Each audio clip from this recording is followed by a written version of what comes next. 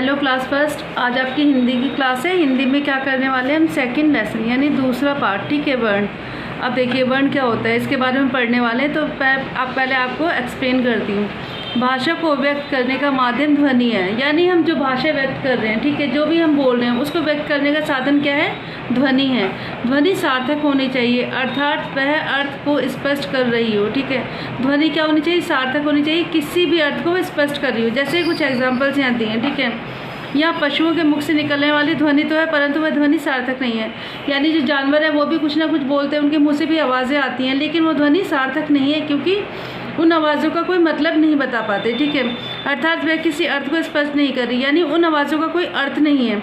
अतः वह ध्वनि जिससे उसका अर्थ स्पष्ट होता है वर्ण कहलाती है। तो वर्ण क्या होता है, वह ध्वनि यानी वह आवाज़ जिससे उसका अर्थ स्पष्ट हो जाता है, वह वर्ण कहलाती है। अब देखिए परिभाषा इसकी, वह मूल ध्वनि जिसके और टुकड़े ना किए जा सके वर्ण कहलाती है। यानी वह ध्वनि जिसको विघटित ना किया जा सके, जिसको बांटा ना जा सके, जिसके टुकड़े नहीं किए जा सकते, वर्ण कहलाती है। वर्ण का निर्माण ध्वनि के अनुसार ही होता है, और इसका निर्माण ध्वनि के अनुसार होता है। चित्रों के दिए गए शब्दों को देखिए, जैसे किताब, कलम, खरगोश। ठीक है, और ये सभी शब्द ध्वनियों से बने हैं। जैसे किताब, ठीक है, अब देखिए किताब कैसे बना है, कलम कैसे बना है, खरगोश कैसे बना है। ठीक है, और इसके बाद है लिपि। क्या है ये, और ये क्या है, ये लिपि। बोलते समय हमारे मुख से ध्वनियाँ निकलती हैं, इन्हें भाषा का मौखिक रूप कहा जाता है। इसे लिखने के लिए संकेत चिन्ह होते हैं। प्रत्येक ध्वनि के लिए अलग अलग संकेत चिन्ह होते हैं, जैसे उदाहरण दे रखे हैं इन्होंने। ठीक है, अब देखिए हम क्या है, हम कुछ बोल रहे तो हमारे मुंह से क्या निकल रही है, ध्वनियाँ निकल रही है, यानी आवाज़ें आ रही हैं। ठीक है, और इसको क्या, जो हमारे मुंह से जो आवाज़ें आ रही है, मुंह से निकल रही है, तो क्या है, भाषा का मौखिक रूप कहलाता है। और इसे लिखने के लिए जब इसे लिखते हैं तो इसके लिए कुछ संकेत, कुछ चिन्ह दिए होते हैं, जिसके द्वारा हम इसको लिखते हैं। और प्रत्येक ध्वनि के अलग अलग संकेत चिन्ह होते हैं। ठीक है, इसके एग्जाम्पल भाषा में प्रयुक्त होने वाले इन मूल ध्वनि चिन्हों को ही वर्ण कहते हैं, तथा जिस रूप या विधि में इन्हें लिखा जाता है उस विधि को लिपि कहते हैं। अब देखिए इन्होंने वर्ण और लिपि दोनों के बारे में बता दिया। यानी लिखित भाषा में कुछ मूल ध्वनि चिन्ह जो प्रयुक्त हो रहे हैं उसको क्या बोल रहे हैं, हम वर्ण कहते हैं। और जिस विधि में इनको लिखा जा रहा है, जिस तरीके से, उस विधि को क्या कहते हैं, लिपि कहते हैं।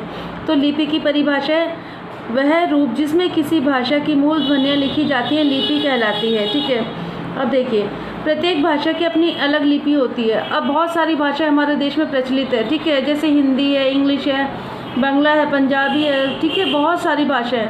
अब उन सब की अलग अलग लिपि है। अब देखिए हिंदी और संस्कृत भाषाएं देवनागरी लिपि में लिखी जाती है। यानी हिंदी और संस्कृत भाषा की लिपि क्या है, देवनागरी। ठीक है, गुरमुखी लिपि में पंजाबी भाषा लिखी जाती है, और पंजाबी भाषा की लिपि है गुरमुखी। अंग्रेजी भाषा की रोमन तथा उर्दू भाषा की लिपि फारसी है। अंग्रेजी भाषा की लिपि रोमन है और उर्दू भाषा की लिपि फारसी है। अब वर्णमाला पढ़ेंगे। वर्णमाला हम स्टार्टिंग से ही पढ़ते आए, नर्सरी से ही पढ़ते आए, पता है ना, अ आ इ ई, ये सारा क्या हमारे वर्णमाला में आता है। अब देखिए प्रत्येक लिपि में वर्णों को एक निश्चित क्रमबद्ध में लिखा जाता है, इसे वर्णमाला कहते हैं। हिंदी वर्णमाला का स्वरूप निम्न प्रकार है। सभी बच्चों ने नर्सरी से लेके LKG UKG, अब फर्स्ट आगे सभी बच्चों ने पढ़ा, अ आ इ ई उ सब पढ़ा ना ये। तो ये क्या हमारी हिंदी वर्णमाला, वर्णों के भेद। ठीक है, अब हिंदी वर्णमाला में वर्णों को दो भागों में बांटा गया है। ठीक है, हिंदी वर्णमाला जो है उसमें बहुत सारे वर्ण लिखे जाते हैं, तो उनको दो भागों में बांटा गया है। पहला होता है स्वर यानी वॉवल्स, दूसरा होता है व्यंजन यानी कॉन्सोनेंट्स। ठीक है, स्वर क्या होते हैं, वे वर्ण जिसे किसी अन्य वर्ण की सहायता के बिना बोले जाते हैं, स्वर कहलाते हैं। यानी वह वर्ण जो अन्य वर्ण की सहायता के बिना ही बोले जा रहे हैं, स्वर कहलाते हैं। और हिंदी वर्णमाला में स्वर कितने हैं, 11 हैं। जैसे माला में कितने स्वर हैं, 11 स्वर हैं, जो कि इस तरह है, आ इ ई उ ओ री ए ओ औ। ठीक है, ये क्या हमारे 11 स्वर हैं। अब है व्यंजन, वे वर्ण जिनका उच्चारण स्वरों की सहायता से होता है व्यंजन कहलाते हैं। यानी ये व्यंजन क्या होते हैं, इनका उच्चारण किसकी सहायता से होता है, स्वरों की सहायता से। और हिंदी वर्णमाला में व्यंजनों की संख्या 35 है। सभी बच्चों ने पढ़ा नर्सरी से, तो नर्सरी LKG UKG पढ़ा ना आपने, KG में भी पढ़ा है। तो ये हमारे का खा गा गा, ये हमारे क्या है, व्यंजन है। ठीक है, अब हम यहाँ पढ़ने वाले संयुक्त व्यंजन। ठीक है, संयुक्त व्यंजन। ठीक है, संयुक्त व्यंजन क्या होते हैं? कुछ व्यंजनों का निर्माण दो व्यंजनों के मेल से होता है, यानी कुछ व्यंजन हमारे ऐसे होते हैं जिनका निर्माण ही दो व्यंजनों के मेल से होता है, तो उनको क्या बोलते हैं? संयुक्त व्यंजन। इसमें क्या होता है? श, त्र, ज्ञ, श्र, ये हमारे संयुक्त व्यंजन है। जैसे देखिए हमने संयुक्त व्यंजन पढ़े, इन व्यंजनों का निर्माण दो व्यंजनों के मेल से होता है। इसमें श, त्र, ज्ञ, श्र, ठीक है। अब जैसे श है, इसमें क और श को मिलाकर इसका निर्माण हुआ है। त्र है तो त और रा को मिलाकर इसका निर्माण हुआ है। ज्ञ है, ठीक है, और श्र है, तो देखिए इनका निर्माण दो व्यंजनों के मेल से हुआ है। इसके यहाँ एग्जाम्पल्स भी दे रखे, उदाहरण दे रखे, ठीक है। इन उदाहरणों को ध्यान से देखिएगा, जैसे शिक्षा, क्षत्रिय, रक्षा, पत्र, त्रिशूल, त्रिभुज, ठीक है, सबके उदाहरण दे रखे आपने। अब पढ़ने वाले हैं हम अनुस्वर और अनुनासिक, ठीक है। अब देखिए अनुस्वार क्या होते हैं? अनुस्वार निम्नांकित चित्रों के नीचे दिए गए शब्दों को पढ़िए। संतरा, झंडा, घंटा, अंगूर, ठीक है। इन सभी शब्दों में वर्णों स, झ, घ और आ के ऊपर एक बिंदु डॉट लगाया ना, एक डॉट बिंदु लगाया है, तो इस बिंदु को अनुस्वार कहा जाता है। यानी इन वर्णों के ऊपर जो हमने बिंदु लगाया उसको क्या बोल रहे हैं? अनुस्वार, ठीक है।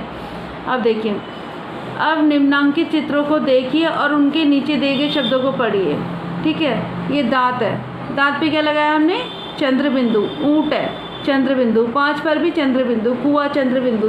तो आपने देखा कि इन्हीं सभी शब्दों जैसे दांत, ऊंट, 5, कुआं, इनमें क्या लगा है? चंद्र बिंदु का प्रयोग किया है। तो चंद्र बिंदु को क्या बोलते हैं? अनुनासिक बोलते हैं, ठीक है। अब देखिए अनुस्वार अनुनासिक में, अनुस्वार क्या है? एक बिंदु है, लेकिन अनुनासिक क्या है? हमारा चंद्र बिंदु है, ठीक है। अब हम करने वाले हैं बैक एक्सरसाइज।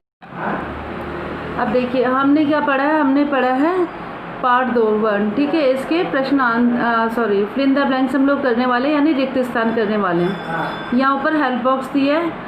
हेल्प बॉक्स क्या है? इसमें से छाट के हमें इसमें शब्द लिखने, ठीक है। तो का दिया है हमारा, वह मूल ध्वनि जिसके टुकड़े ना किए जा सके डैश कहलाती है। क्या कहलाती है? वर्ण कहलाती है। वर्णों का क्रमबद्ध समूह डैश कहलाता है। क्या कहलाता है? वर्णमाला। डा और ढा को शब्दों के डैश में प्रयोग नहीं किया जाता है, यानी इनका जो प्रयोग होता है प्रारंभ में, स्टार्टिंग में नहीं किया जाता है, प्रारंभ में प्रयोग नहीं किया जाता। और डैश वर्णों की संख्या 11 है, स्वर, ठीक है।